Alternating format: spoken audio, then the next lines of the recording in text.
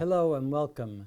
My name is Biagio Mazza, Pastoral Associate at St. Sabina Parish in Belton, Missouri, and I'm here to welcome you to another Do You Know series question. As we continue our series on the Black Catholics on the path to sainthood, today's Do You Know question is, do you know the three U.S. Black Catholic venerables on the path to sainthood? Venerable is a title given by the Vatican after the Pope approves the evidence submitted to him regarding a person who lived a life of Christian virtues known as heroic virtues. So the Vatican approves it and designates this particular person as venerable. There are three U.S. Black Catholics that are so titled venerable. The first one is Pierre Toussant, born in 1776 and died in 1863. Henriette Delille, born in 1813 and died in 1862. And Father Augustus Tolton, born in 1854 and died in 1897. We'll spend a little bit of time just unpacking each one of these venerables. The first one is Pierre Toussant. Pierre Toussant was born a slave in Haiti. He was a house slave, and to Jean Berard, that was the name of the family, and he was, taught how to read and write, and was brought up as a Catholic. During the Haitian Revolution, the late 1700s, the Berard family moved. Jean Berard moved his family and his slaves to New York City. And in New York City, Pierre Toussant was apprenticed to a hairdresser. And he became so adept and so skilled in hairdressing that he became one of the most sought after person, especially by high society women in New York City. As a result, he became rather wealthy. Upon the death of Jean Berard, his wife became rather penniless almost because they had lost everything in Haiti. And because of his own wealth, Pierre Toussant supported her till she died. And he also was a very strong supporter of the poor and of the church at the time. As a matter of fact, he and his wife actually used their home to shelter orphans, refugees, and the homeless.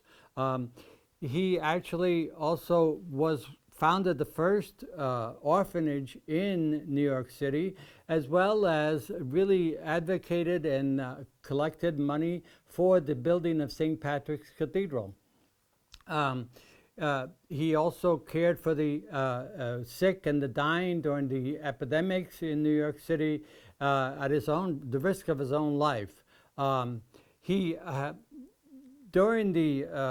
died in 1853, and in 1990, his remains were actually interred in the crypt at St. Patrick's Cathedral, the first layperson to ever be so interred.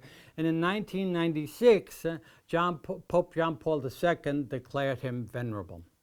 So this Pierre Toussant. Our second venerable is Henriette Delille, who was born in 1813 in New Orleans. She came from a racially mixed Catholic Creole family, and she had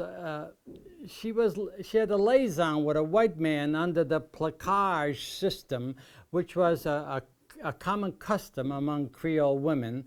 And both of her children died at a young age. In 1836, at the age of 24, she had a kind of religious experience which caused her to devote her life to God, put her on devotion to God and service to the poor. So in 1842, with Juliette Gaudin and Josephine Charles, she founded the community of Black Creole sisters in New Orleans called the Sisters of the Holy Family. And their primary purpose was to instruct and educate poor and blacks, which was, by the way, illegal and not accepted, not approved at all in New Orleans. but she fought the rejection of racism to many who objected to black sisters. As a matter of fact, for a long time, they were not permitted to wear a veil or a religious habit, primarily through the racism of the other white religious sisters who did not want to be identified, did not want them to be identified with the white sisters. But she was a compassionate, forgiving, and merciful person, and she persisted. And the order was finally approved, and despite her poor health, lack of support, and lack of any support from both church and society. She died of poor health in the year 1862 at 49 years of age, and in 2010, Pope Benedict XVI declared her venerable. And our last venerable is Father Augustus Tolton, who was born in 1854 and died in 1897. He was born to a slave mother in Brush Creek, Missouri, the first U.S. Catholic priest publicly known to be black. He was a former slave who was baptized and raised Catholic, and the family moved from Missouri to the free state of Illinois, and where there was a large black Catholic community there, and he attended Catholic school in Quincy, Illinois. He desired priesthood. However, no seminary in the United States would accept any black candidates, so through some connections, he was able to travel to Rome and attended seminary there, and in 1886, he was ordained in St. John Lateran in Rome, and then was sent back to Quincy, Illinois to minister to the black community there. He attracted both black and white parishioners and became rather well known, but the jealousy and racism of the priests in Quincy, Illinois forced him to relocate to Chicago, where in 1893, he established St. Monica Catholic Parish, the first national black Catholic church in Chicago, in the United States itself. He had success with the black Catholics in Chicago. However, the other priests really rejected him and had nothing to do with him, and was very lonely, and eventually died because of the stress and racism. He died at an early age of 43 years old. He was known as Good Father Gus. Because he was well known for his sermons. He had a beautiful singing voice and a talent for playing the accordion. The Archdiocese of Chicago initiated the cause for canonization in 2010, and it was accepted by the Vatican. And in 2019, Pope Francis recognized his heroic virtue and declared him venerable. So despite the racism and despite the prejudice, these black U.S. Catholics really remained faithful to their mission, their vocations, and their church, and they lived Christian virtues, faithful to gospel values.